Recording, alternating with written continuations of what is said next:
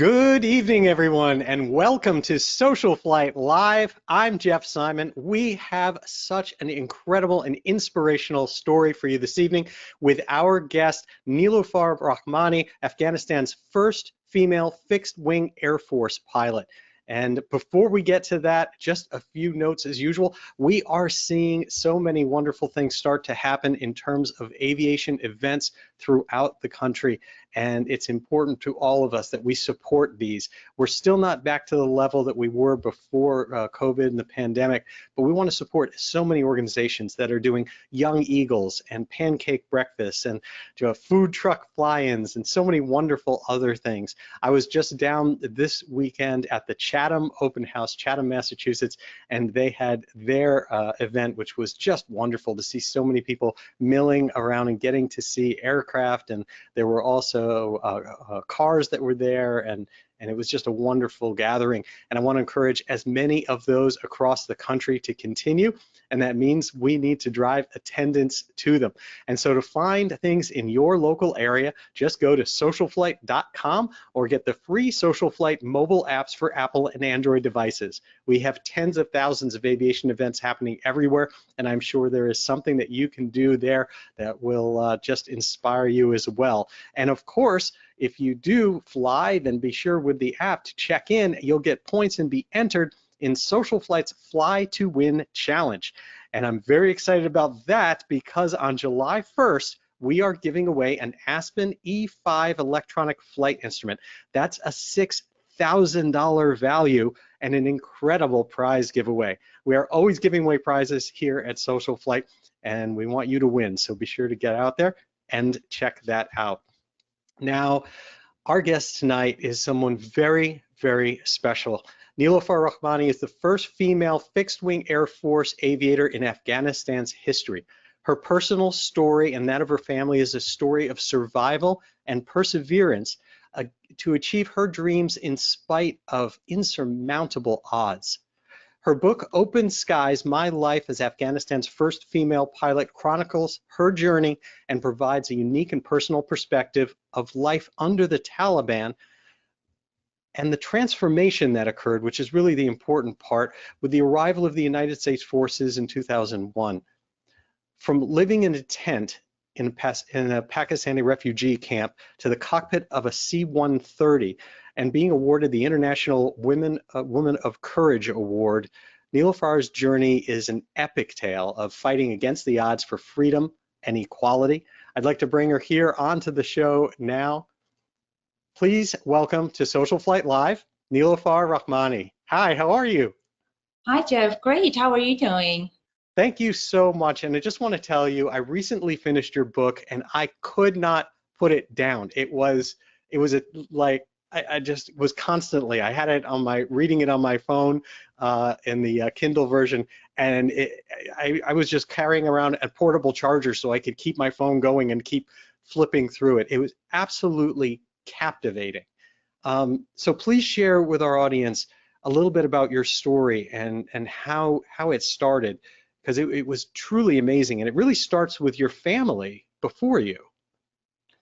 Thank you so much, Jeff. I appreciate it. First of all, I'm very thankful to be part of this program, and thank you for inviting me to be part of this show and all the audience, and grateful to be here.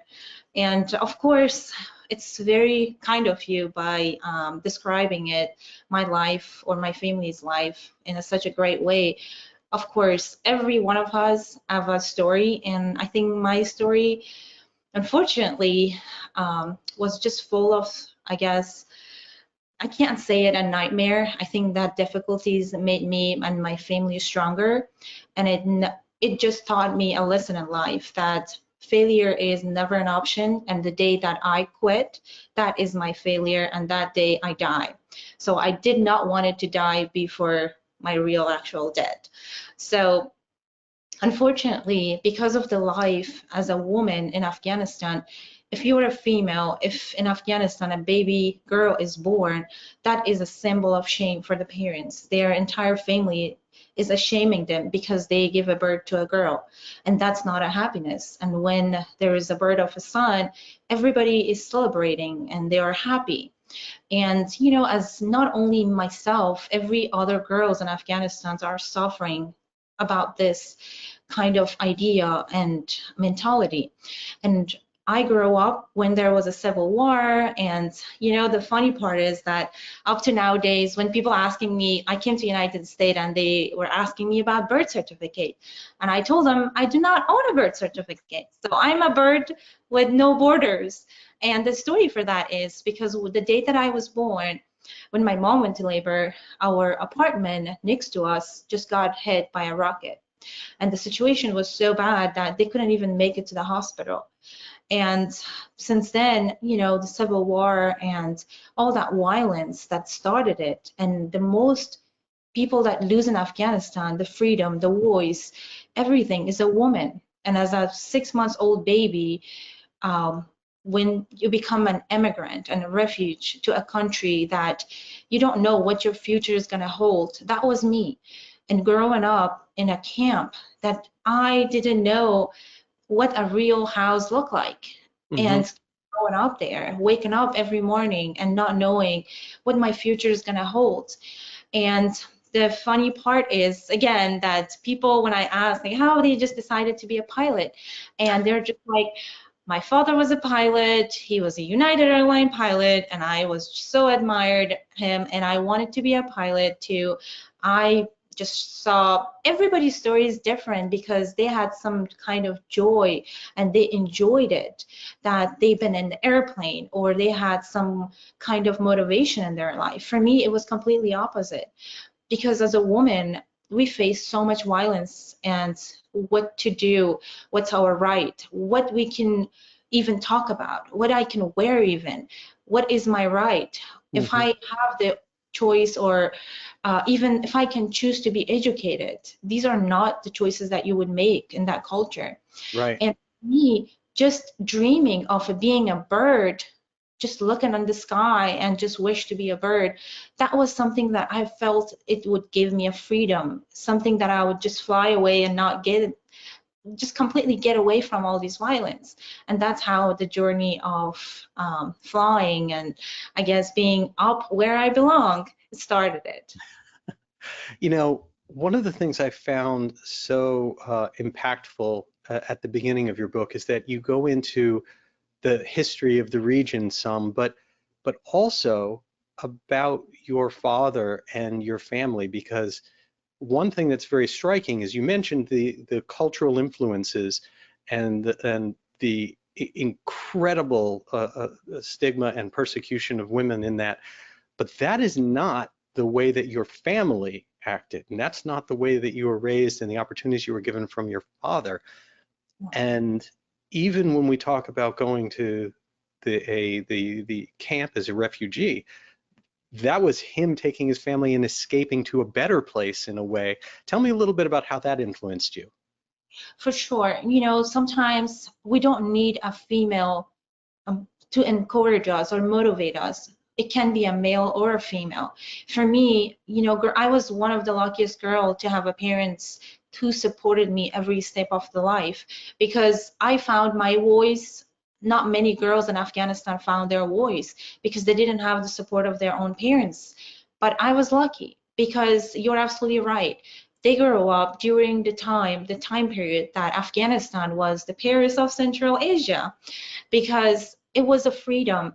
Women had a voice. Women could wear what they want to wear. Women were educated. Women were in universities. They were in government. They were police. They were in the military. Nobody ever told them what they should do or should not do, and nobody limited for them. And that is the time that they grow up. All they knew was freedom. Afghanistan was a place that we had people coming from all over the world to just see Afghanistan. This is not what the world remember anymore, because all they hear is the violence and the extremists. They don't know the beauty of Afghanistan that they grow up. And my parents, that's exactly how they grow up. They know the value of being a woman, what their right is, what has been given to a woman. And unfortunately, this time period, that 22 years, before that, when the Taliban came, it completely washed the brain of every young generation, which that was the biggest struggle for me to deal with. For me, it was easy to deal with the older generation because they accepted me, because they knew what women had in the past. But dealing with the younger generation was the most difficult thing, because they grew up during the violence and dark time, that all they knew is that they have to take away everything from a woman. And I was very lucky to have a parents, and my father, he been always an example and role model in our life, that he did everything in his life, that just, like writing the book about his life, and it just brings tear to my eyes how much a person can be strong. And sometimes I'm just like, Dad, I'm your daughter, so I guess I got it from you. That's why I never quit. So you definitely been a great father to all of us, and the voice that I have today. And it's, of course, always I'm talking about him, and makes me emotional, but it's all about him, because he always saved us, no matter if he stayed hungry for days, no matter how hard he worked. He just always provided for his family. He tried his best to take us out of the refugee camp. And I remember as a little girl, when we got out of the refugee camp for the first time, that we went to our little apartment, and it was like a magical for us. For a first time, in the first time, we had a roof on our head. For the first time, we had a switch that we turned it on, and it was a power on, electricity. And we had a running water, and we had like an actual, like we thought it was a dream came true. And that's because of the hard work he did to provide and make life easier for us. And the stories that they tell us, like how much they sacrificed. They didn't even have a pillow to put on under their head. They put their shoes under their head and put the clothes under our head to sleep good at night. And it's just, I can't like talk enough about them, like how much they influenced us in our career and our life. And he always taught us at a young age that we have to be the master of our own destiny, because we have to ask for what is our right.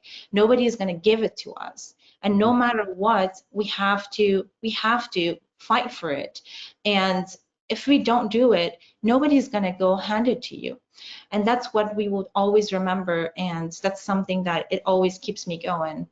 Right. And you mentioned that he wanted to fly, but of course never was able to realize that dream, but you were able to obviously do that.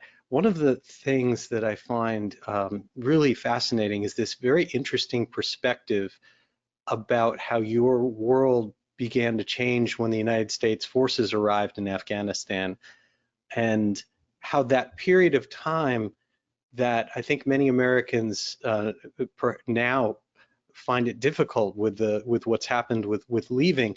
It's easy not to see this perspective you have of this beauty of 20 years that began then. Tell me a little bit about that, because that's really what made it possible.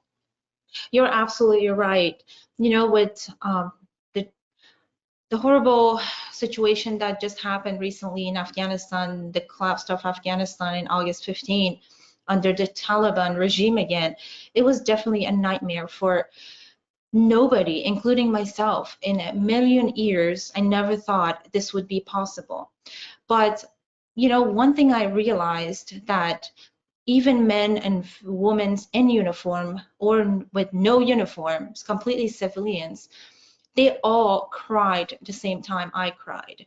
They helped me days and nights around the clock to just make it happen, to save my family, my friends, whoever we could save. And they showed me the true meaning of humanity. And they all felt bad, and they all been sorry, like, for what happened. And at the end of the day, my opinion, anyone else's opinion, means nothing. That what we would think it would be the best or not the best. But I just want for all of them to understand this, that even though Afghanistan collapsed, nobody, especially the generation that grew up during this 22 years of freedom, nobody would forget, because I am one of the example. I have received the voice, the freedom of speech, the freedom of I can have a voice, I can talk for myself, I can make my dreams come true, even in a society that women are unable to go to just at elementary school, and they would be killed by their own family because they don't want their daughter to be educated. And we found those voices, all these changes that during this 22 years happened. It didn't go to waste. None of them went to waste, because before that, the first time the Taliban got over the country, people were not educated. People had no voice. You wouldn't see any woman come and protest. No woman would raise their voices. Women would be so scared, and they would hide that we either gonna be killed or tortured or kidnapped. Now I have seen, I was so proud to see all those women come to the all over the roads in Kabul protesting that they were asking for their right.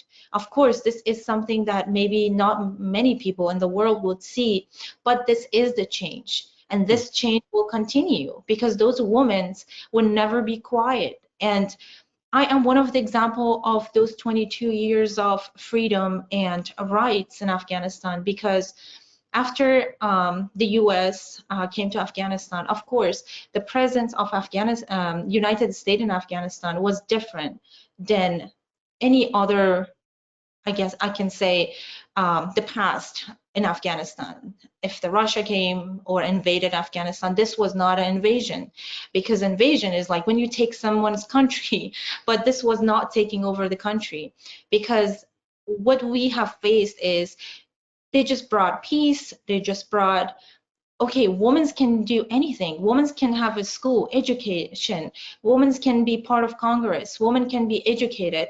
And these are the changes that they all sacrificed to bring for us.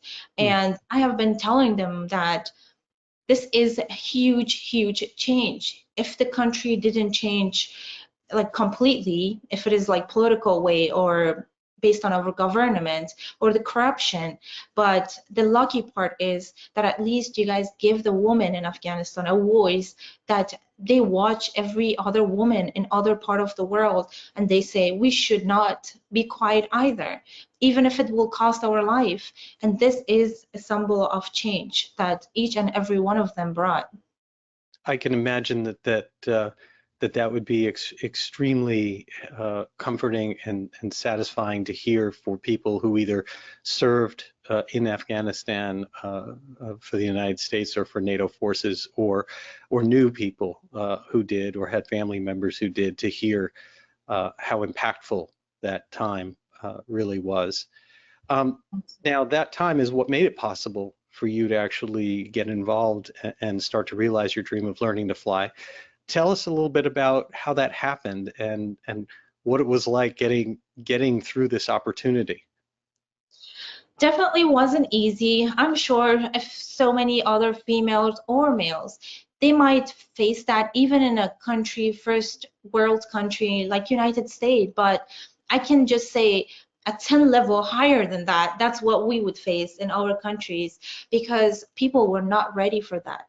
I remember the days that when I was with other females in OCS, things were different because you were inside a training compound and all you were dealing is just your instructors, that they were used to it, they were normal to it, they had that enough good idea about a female being in the military to be able to teach there or be part of that boot camp or in the training environment. I think the story and the journey for us all started it when we just went to the Air Force, and just getting all that looks that people would just look at you like you don't have appearance that you are here. And just sometimes it's hard how many people you can explain why you're here. If it is a shame for a female to wear a uniform, why as a male here, why you don't feel shame to wear the uniform? Right. Wearing a uniform, why would a female would feel shame? Or not having, anything that makes us feel like we are welcome there. And especially having everyone that seeing you fail. Like, for pilot training, the most important thing is your medical condition. And I had the doctors that they made me, because you know, when it comes to the very highest level, like the chief of the doctors, and they tell you you are sick and you have a heart problem, you're done. Nobody can save you from that. But I was, again, so blessed to be able to fight that. And I had a mentors, and Lieutenant Colonel Sossman, I'm sure I always talk about him, how great he changed everything for me, because I could fight for myself. I could just do anything, but I needed another voice by me to Right.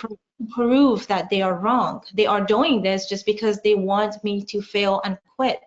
Because if I don't have my medical, of course, I cannot even start. And we were able to prove them wrong. I had to go to the base, like in a French hospital, and they did all the examination, and the report came completely fine. So I had no medical condition, and that's how, like, that was the start that we had to deal with. And just going to the training, being the only female that I had to start, because in our class we had another 2 females that I wish they were part with me, so it would make it so easy for us. We would be 3 voices, and it would be easier for us. And that was my goal, that I wanted more females to join. I wanted them to change this culture, because if it is one, it's still something very strange for all the men. But if you are more, then it becomes something very natural for everyone. Right. And fortunately, that's something I had to fight for the long time. And I was lucky to finish my get my English I guess training done and get the requirement scores, and then I was able to start before everyone else with the same class that it was other males. And I was the only female in the entire class, and I can say entire training base, because everyone have eyes for you to fail. And Right. the day that you're doing the first time you're in the airplane and you never flew in your life, and they are telling you that why you're giving this $1 million airplane to her, that she will destroy the airplane and she will crash. The same day that you are just trying to do your best and fly your solos. Right. And according to the same thing, you know, it's just so much that you have to take. You know, it's just like, it was hard that for me at the beginning, because still I was an Afghan woman growing up in the same culture, the same environment, that everything is against you. So over time, I learned that as much as I try to defend myself, as much as I fight for myself and talk, it doesn't go anywhere. I just Mm. have to keep proving myself. I have Right. to do well, I have to do more, and this is the only way I can just be best on my job and prove them wrong. And that's what I did, and that was the key for my success as well. Yeah, I think, one of the interesting things, and just to kind of bring people along for how things progressed, uh, you signed up for a program that you saw advertised on in TV. Is that correct? In a commercial, and the challenge, of course, there is that the Western forces are trying to essentially change culture here by making this possible, and so that's very difficult. And they had to advocate for you and help you through when the force they were trying to build of the Afghan National Air Force really wasn't ready to change that way. And then it's up to you to prove yourself, as you mentioned. That's very true, because you know, this is something that the United States and NATO forces wanted to bring to Afghanistan. That was a big change. That was a huge change for this culture, because we never had that in the past. And this is something because the US wanted to happen, and of course the military, Afghan military, couldn't say no to it. And when we just joined and we become part of it, it was difficult to at the beginning to realize if we were not welcome, then why they wanted us to be here. And then over time we realized that this advertisement, that's how I heard, because in Afghanistan there's no civilian aviation school at all. Either you going to the Air Force to be a pilot, or if you have a, you know, a good financial situation and you can just go abroad overseas and get your wings. And other than that, there's no way. And that dream almost disappointed me, that I was thinking that I would never be able to do that. I would be never able to go overseas to get my wings. And all of a sudden, magic happened, and I saw the advertisement in the TV that they are recruiting females into any military forces, and they also can join the Air Force and be pilot as well. I love the story of you learning how to fly. Once you made it through the challenges to get to that point, you started in basically a military version of a Cessna 182, and I loved reading about how you were doing wonderful on takeoff and on maneuvers. Maybe not so much in landing. What was the trick there? That was actually the hardest part. So, you know, for me, I've never been in the airplane. Like since I was like the day that I was flying from Kabul, where that was the place that I was living, and we went all the way to another city in Afghanistan, and we had to take a plane to go there. And I was like 18 years old, and I never ever been in the airplane, and that was the first time I was in the airplane. For someone that never been in the airplane and being a growing up and just for the first time fly. So of course, here's the day that I starting my like basic flight training, basically how to fly an airplane and how to taxi, take off and land.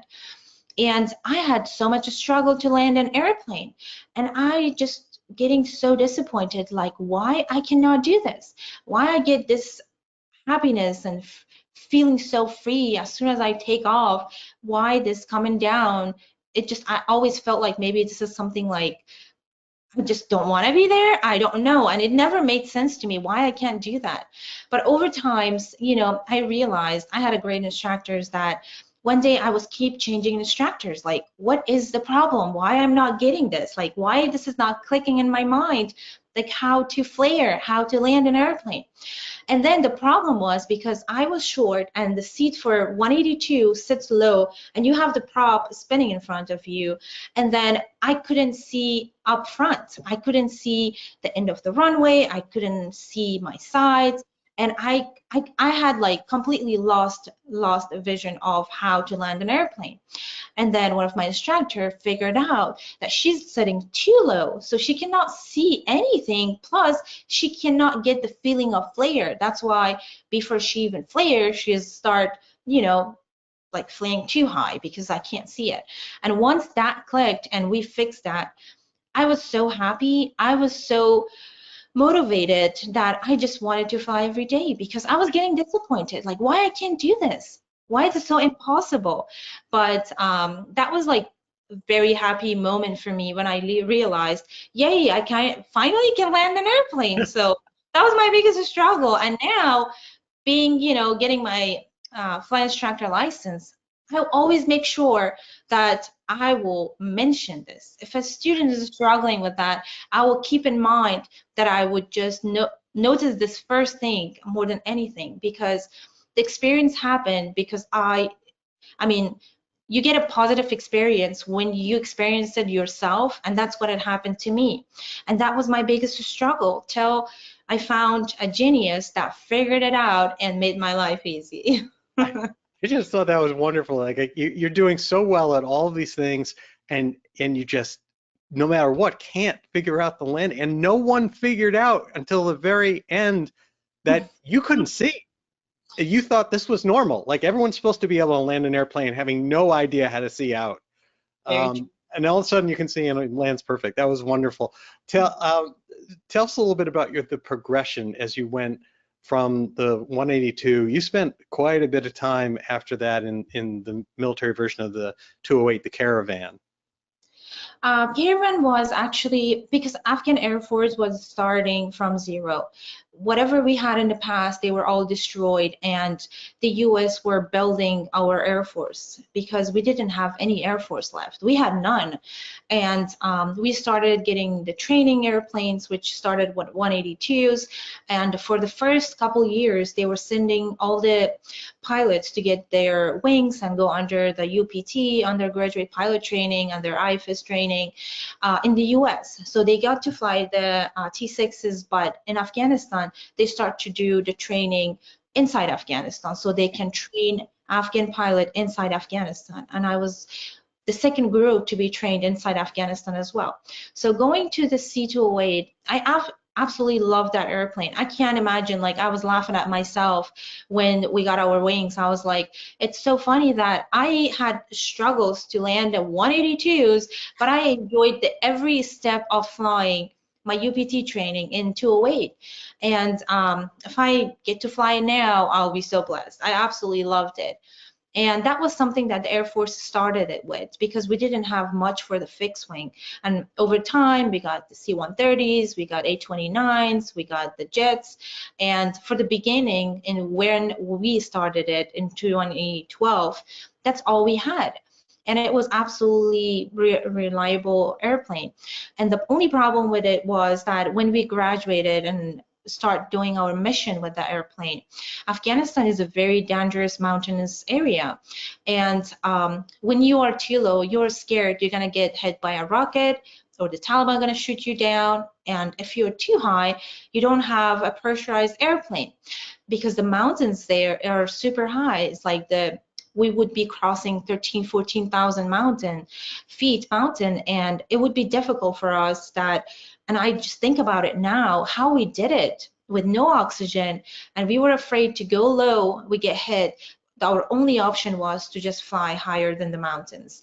And we survived it. But I definitely had a great experience, and I definitely enjoyed flying the 208. You had a pretty significant impact also on policies, even within the Afghanistan Air Force. And it seemed that a lot of that surrounded that the 208 was used to ferry people, but also wounded, and also the remains of fallen soldiers. And tell us a little bit about how that changed, because for the most part, women were not allowed to fly those parasoldiers. That's actually one of my, I can say, my greatest experience and my greatest moment that I was able to change it. And I would never forget that.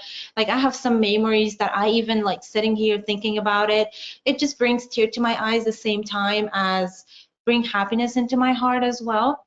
And when I received my wing, I was stationed in Kabul Air Force Base, and basically, as far as, if I'm wrong, you can correct me, in FAA or ICAOs, there is no rule and law which says that females are not able, or it's prohibited to carry HR missions or CASEVAC missions. Not much for CASEVAC, but HR missions, like, in general.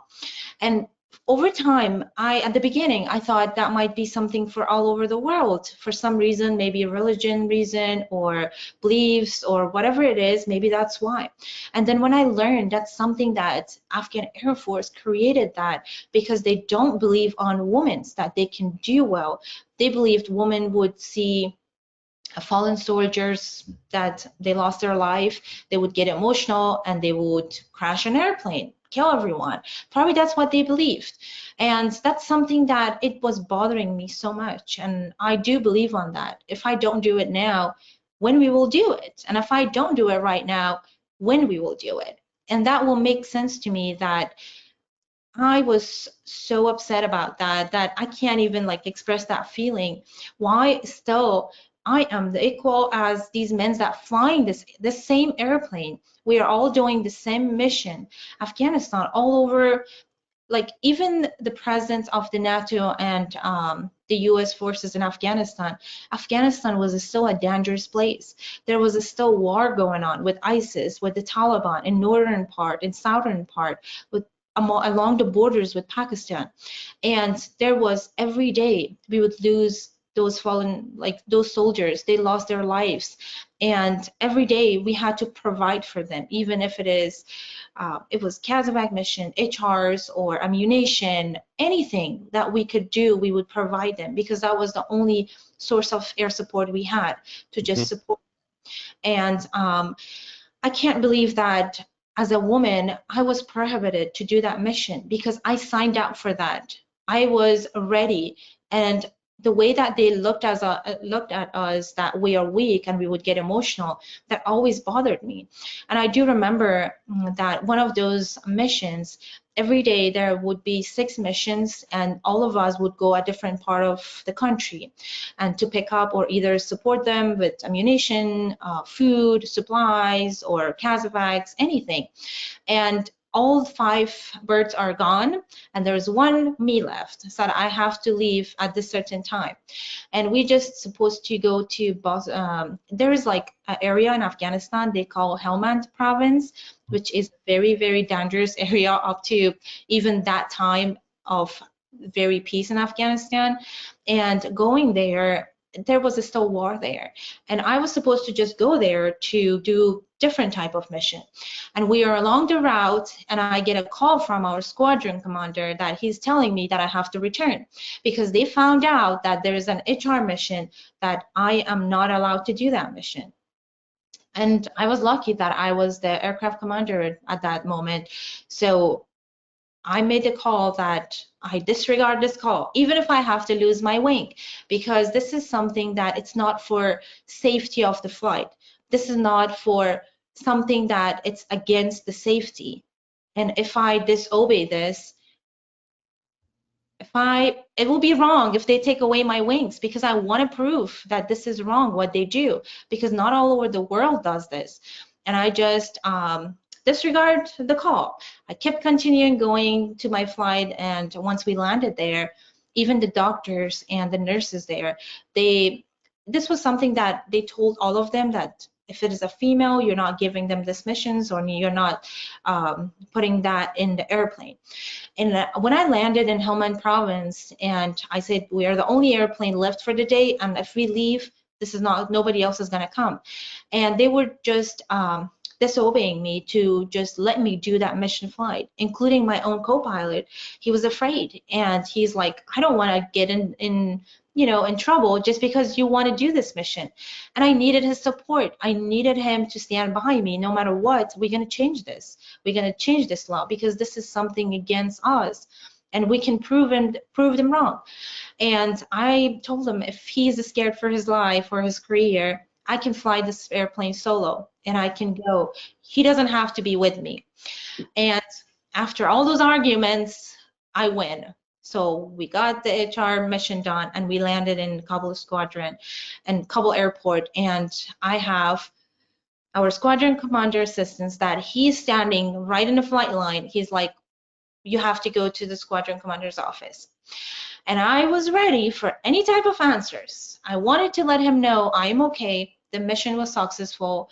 I didn't get emotional. I didn't crash anything, and we are all alive here, and everything is great. And when I walked into his office, I was ready for something horrible gonna happen. He's gonna tell me I'm done, and they're gonna take away my wings. So I disobeyed the squadron commander. And then he just smiled at me, and he told me that I can leave. And I never expected that from him. I thought something bad is gonna happen, but that smile proved for me that I did something right. And that brings happiness to my heart that after me, the other females there, they had no prohibition. Like, they could do those missions easily without anyone telling them this is against the law. That is truly amazing. And the fact that you had that impact and were able to change things. And I think you did that in more than one area of making a tough judgment call and saying that you had things needed to be essentially proven in that. There was a lot of challenges that, of course, you continued to have from your own comrades, I guess, in arms there. There was a big difference between, I think, at least described in the book, between the Afghan military folks and the NATO and US military folks there. Did you see things start to get worse after a period of time, or what is it that changed that started to evolve the wrong way in the progression of Afghanistan? Well, that was the risk that I have thought about it. That's what I will be facing because of the culture and the country I live and I'm from and the religion I belong to. But I never thought this will go too far. And the day that I wore the uniform, the day that I signed up for this, I wanted to serve my country and I wanted to change the culture. I wanted them to know we are living in this century and things should change. Even if we are a third world country, we still can make it a first world country. If we allow other 50% of the society to be a human and do great things. And if you take 50% of a society will never grow because you're completely taking away half of the society. And I thought this was my job and this was my duty to advocate for every woman in Afghanistan. If I go to schools, if I just go to the news and show to all of those girls or all those parents or the families that I am an Afghan female, I am in Afghan Air Force, and I wear the uniform and I fly a plane, maybe this will change them. Maybe it will change the society that I still manage all of that, and we can be better than this. And for me, it was just advocating that I wanted them to grow. I wanted them to find their voice like I did. And unfortunately, our society, it's always, if a woman raise their voice and if a woman wants to be successful, they always try to quiet her, silence her. And for me, I never thought I did something wrong. I always thought I was so proud. That's how the feeling my own family given me, my close family, that I serve my country, and that's all I knew. I never knew I'm doing anything against the culture. I didn't know I'm doing anything against the religion, but that's how the society viewed me. For me, just advocating and trying to encourage more girls to come and be in the military or be a pilot and change the culture and the country, it costed all of us our life because the society was not ready. Society was not ready for a female. I was accused of I am not a good Muslim woman and I am working with Americans, and the mullahs and all the people in the society, they told me that she has to be honor killed because she is going against the culture, she's going against the religion, and our culture, our society of females shouldn't do this, shouldn't work with a different people. And that's how they are thinking. And that's something that I didn't grow up with in a family that they're so open-minded. We never thought about this stuff.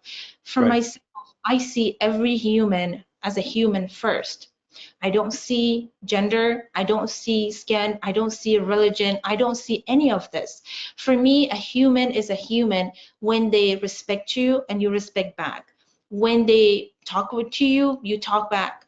And you're just being a great human. That's the definition of a great human, that you don't see any of these things that I just mentioned. And that's how I believed.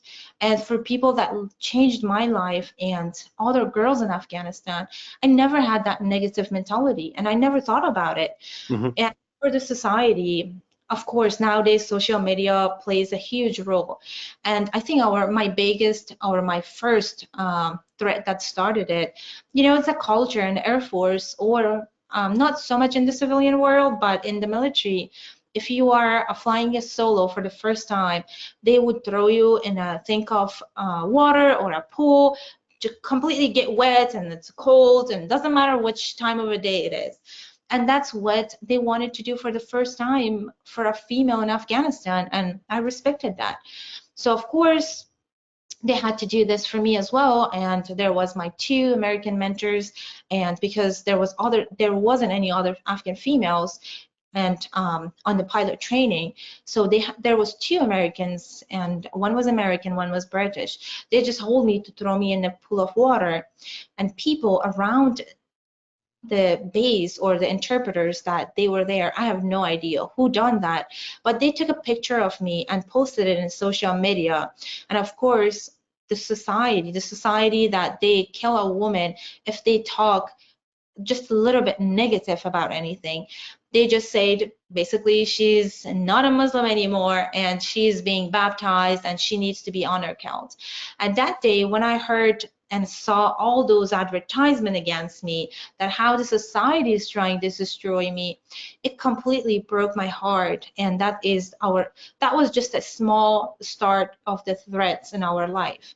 Yeah. And like we believe even if you are in the same blood, if even your sister and brother, but you're all different. And that's how I realized from our own extended family as well. Then that's the first time they have seen us, and we were not only dealing with the mentality or the threat of the Taliban or the ISIS, our own extended family were against us to honor kill us. Or my father, because he supported his daughter to just fly a plane or wear a uniform, which on their mind and their eyes, it's something completely negative to do or for a woman to do.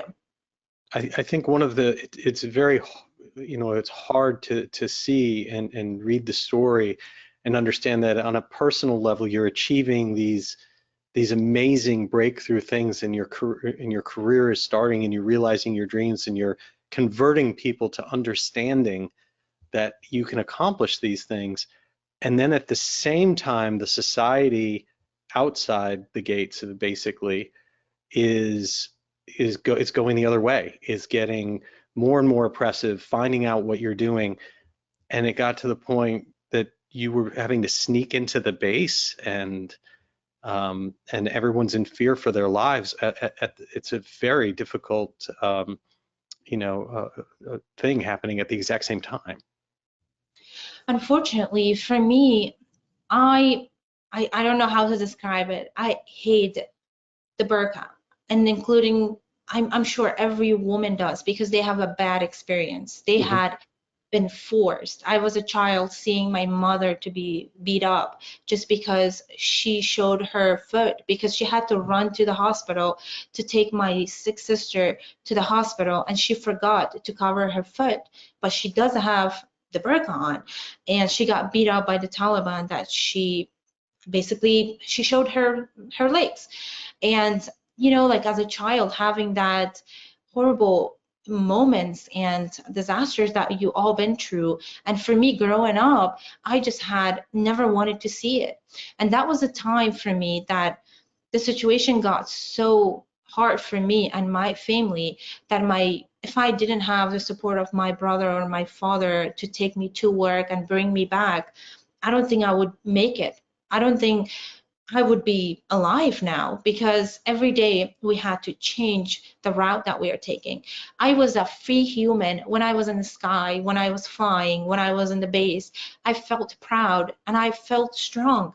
But when I was just leaving my home, coming to base, I just felt like a prisoner. I just felt like those women that they felt or still feel nowadays, that if they show their face or if they don't do what the society expect them to do, they will be killed or their family is going to be killed.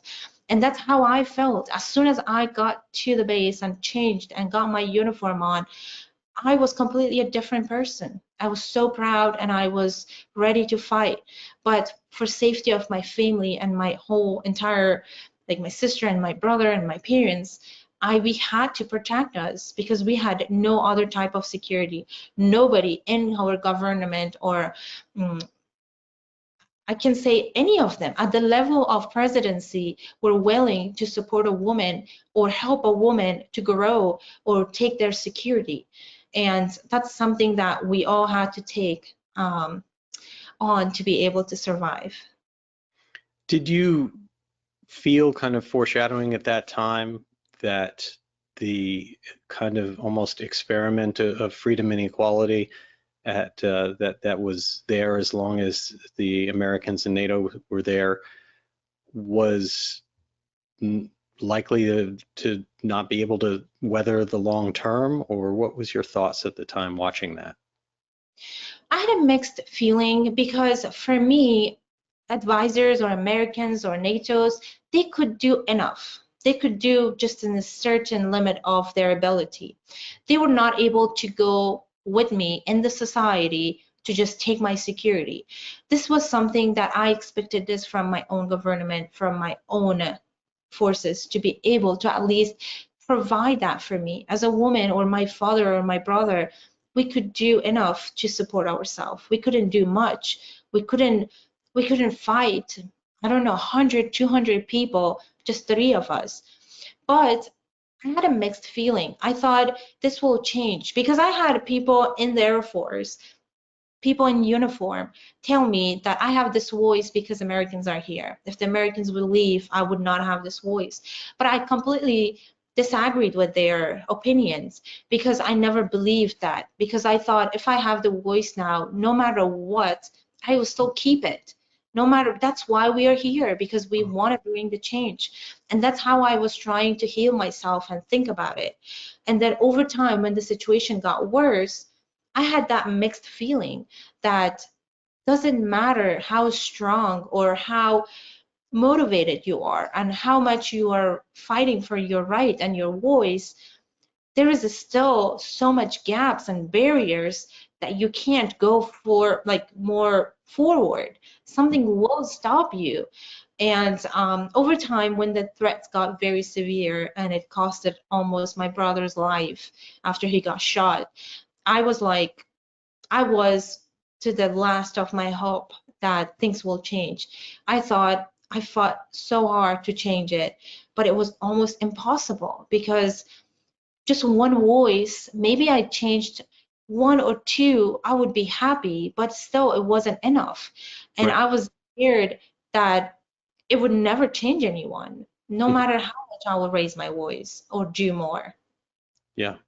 Your journey as this was happening then took you to the United States to learn the C-130.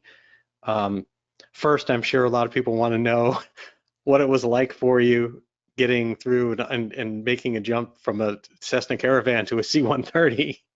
And then I want to hear, of course, what transitioned after that. But what that this I really have to embrace this dichotomy of having these terrible things happen and struggles outside, but the peace and sanctity and elation of the cockpit and learning something new. And the C-130 was certainly a challenge.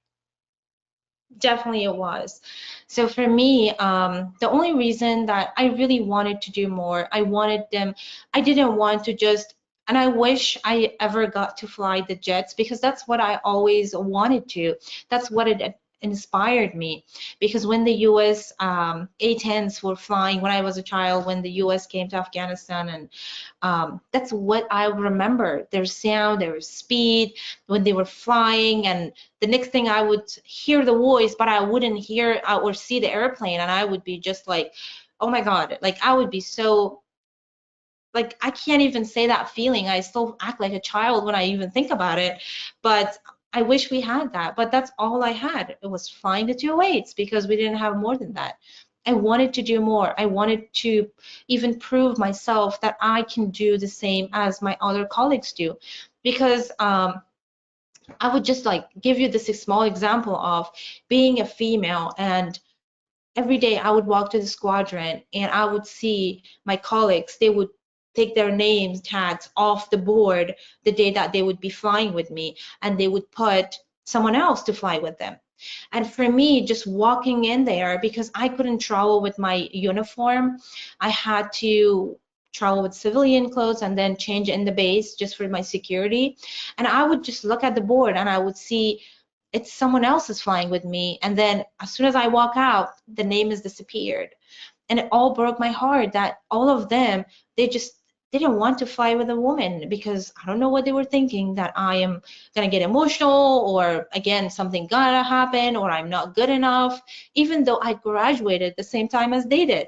I did the same test that they did. And I just wanted to prove myself even more, because my actions only could do me favor. And that's what I did. And I was so lucky and blessed to be able to be nominated, because training for the C-130 was very expensive for us to send abroad, like 5 students to go through that training. And the first plan was that we would fly in the King Air, and then we would just transit to the C-130. And then we are in San Antonio in Lakeland Air Force Base, and that's where we had to get a certain English score to be able to start again the C-130 training. And I was able to complete that, and then we moved on to start our training. And then the last thing we hear is, we're gonna go start flying the C-130 straight. There's no King Air, there's no other training. And at the beginning, we were a little like had less confidence how that's possible. That's like completely different, moving from one engine to four, and what is gonna look like. But the transition was not super difficult because we already knew how to fly the airplane. System wise was different, but just to be honest, that I learned a lot flying the like I started it learning to fly with the glass cockpit, all those fancy equipments and MFDs, PFDs, and all those fancy things. And when I went to fly the C-130 H1 model, and that's something people would use for the World War II, and that was completely steam gauges, everything. I had to fly in NDBs that nowadays nobody does, and I had to take a ride flying that. And it made me a better pilot. Like I really enjoyed the training and I enjoyed learning every day because, of course, a good pilot is a pilot that never stopped learning. And I realized that as much as I had the training, it wasn't enough. No matter how much combat mission you do, no matter where or which zone you're flying, you still, when you move on to a different type of even airplane, you realize how much you learn. And I realized like how much more I learned, how better I got because I got to fly those steam gauges and I had to do stuff that I never done even, and I got my wing.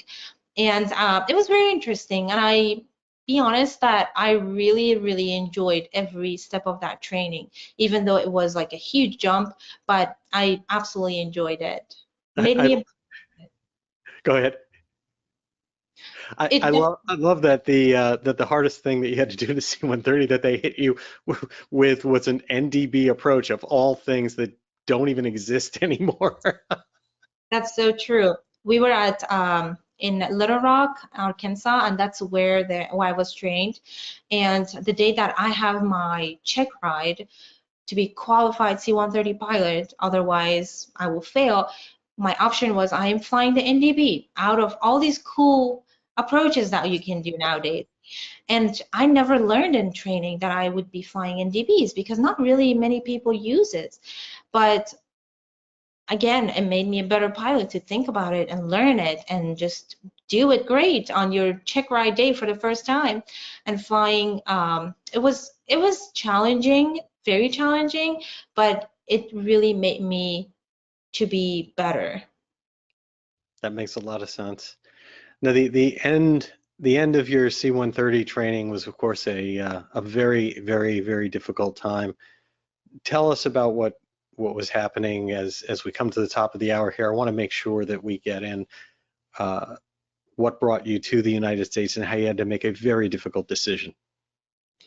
Unfortunately, before I come to the United States, I was aware of the threats were made against me and my family. And as I mentioned before, that the source of security for me was my brother and my father. And that costed my brother's life almost twice that he got shot, but he survived it, thank God. And it was a moment that I was missing my flights for 30 days. We had to relocate several times in a month, in a year, and we were living basically like a refugee in our own country.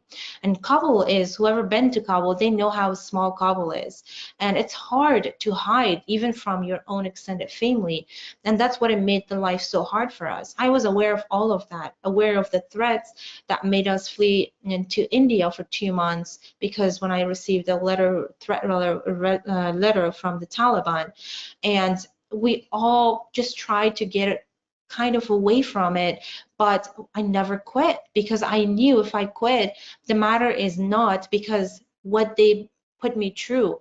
It's the point that, again, it was a woman and she couldn't handle it. And I was missing my flights. I wasn't able to leave my home because I was afraid people are following me, people are following my family. And this is what my advisors noticed.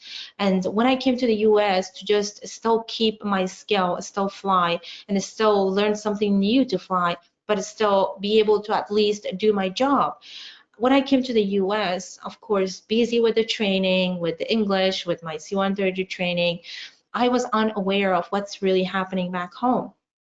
And the day that I almost actually like so happy to give my parents the news of I am graduating and I am coming back home to show women could do more.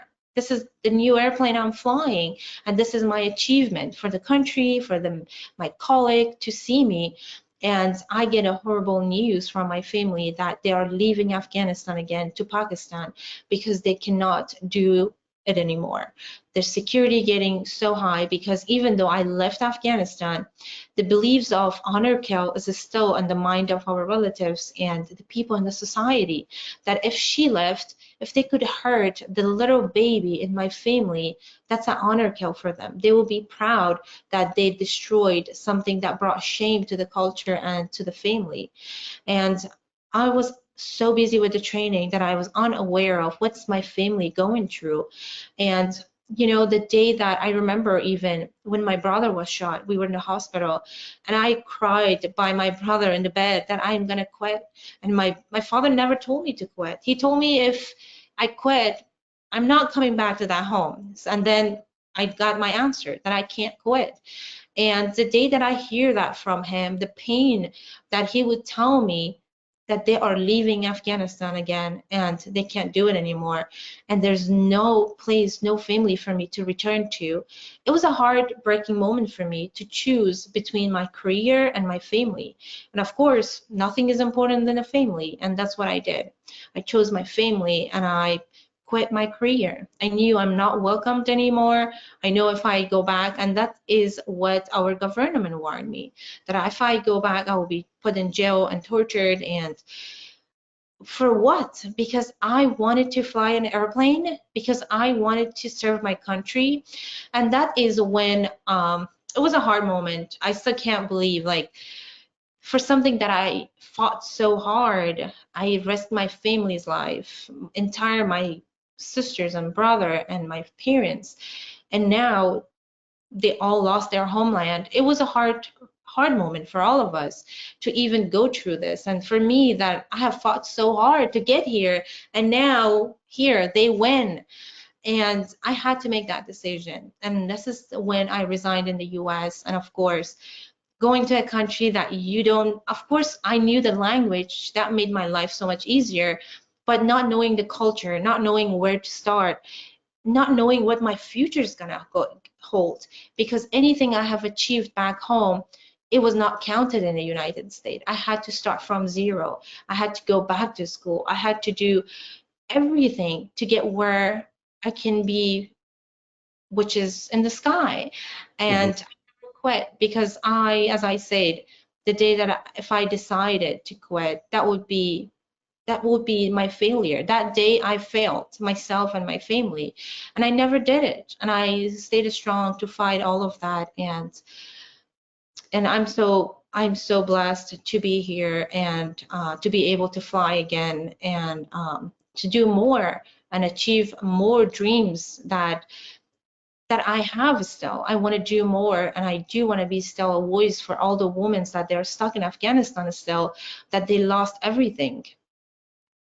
It's amazing, and you're still fighting. I find so you were granted asylum in the United States, unable to go back for fear of your life and your family, and it also saddens me a little bit though that the FAA didn't recognize your hours, and that you had to start over again, because the idea that you were flying American aircraft, that you were trained by American troops, that you were flying everything that you did, your C-130 course was on an American base with American soldiers and that none of that would be recognized, and that now you're starting from scratch, and you're doing it. You've got your CFI, and you're pushing ahead. That is something that, you know, I have always said it, no matter which part of the world I am living, or along or among who I'm living, I'm gonna repeat my word again, that humanity, it actually costs nothing, but it means a lot to someone that started it like me. Because when I came to the US, of course, none of things that I have done, all those missions I have done, all those flying hours I have done, all those educations and anything, basically was nothing. I had to go back to school. And of course, for me, start in a country that I have to build everything from zero, it was something impossible, especially situation that my family had to struggle back home and not having so much support. You know, I was very lucky, and I always call myself a lucky person to have all these great people along myself. Like, I heard that one of the flight schools, it's in down Fort Myers, Paragon Flight School, they give me a scholarship that I would be able to fly again because the FAA didn't count any of those, and they covered the whole cost for me to be able to fly, to get from, again, be a student pilot and start from all the way to my CFII. And this is something that, as I mentioned, the humanity I have received a lot in the US, that I felt that, you know, why should I not do more for this country that they have given me so much? They have provided me something that I have been missing for years. I haven't even done anything for this country. And that's what encouraged me to do more. I want to do more, and this is not enough. And this is just a start. And I will always be grateful for those people that they made my life easy in the US, and especially for the people that they have that kind heart that give me my dreams back to be able to fly again, and which can be very costly in civilian world, and especially in schools in America. And it was a huge gift for me, and I will always be thankful for them and their humanity, that it definitely meant the world for me, which got me where I was belong again. Well, it's such a wonderful story. I would encourage everyone, if you would hold up the book, please, for everyone to get your book, Open Skies. It's a wonderful read, and it's inspiring, and I think it's also very healing, not only about your own journey, but to teach everyone how you can always keep going. It doesn't matter what happens. And you are truly an inspiration, I think, to so many. And I'm grateful that you've come here on Social Flight Live. And I know that you're only at the beginning of the next chapter. And we can only imagine what you're going to do from this point forward. Thank you, appreciate it. And it was my absolute pleasure to be part of this. And again, for everyone that listening, life is too short and it's not happening again, and it's giving us only one opportunities. And the only thing we learn from this life is never ever take the life for granted, because every day is passing and it's not waiting for us. And if we think today is not important, actually that day is important, because you're losing one day in life. So again, never die before your death. Always, dreams are impossible, and my dreams got me where I belong and made my dreams come true, and I'm sure it will happen for everyone. No matter what age, we all can be inspired and encouraged at any age, and let's just make it happen. Well, Niloofar Rahmani, thank you so much for coming on Social Flight Live. It is a true pleasure to have you here and help inspire everyone in general aviation. Thank you. It's my pleasure. Thank you. Thank you. And to all of you out there, thank you so much for joining us again for another evening of Social Flight Live, for taking time out of your life to join us for another inspirational story. And we really do appreciate that. We will be back next Tuesday, June 21st, with aviation medical examiner extraordinaire, Dr. Brent Blue. We will be talking very frankly and candidly about some of the challenges with the FAA medical process, mental health, and some of the other things for which Dr. Blue is a very strong advocate. So I urge you to certainly join us for that show. It's going to be extremely informative. We are then off for a couple weeks, and we are back on Tuesday, July 12th at 8 p.m. Eastern Time with Alan Schrader of Lightspeed, and they're going to have announcement of a new product as well as some other things. So that will also be a wonderful opportunity to join us and be on top of the latest information. On Tuesday, July 19th at 8 p.m., Matt Yunkin is going to be here celebrating freight dogs and so many cool aspects of that part of our aviation world. Until next time, thank you again for joining us here on Social Flight Live, and I wish you all blue skies.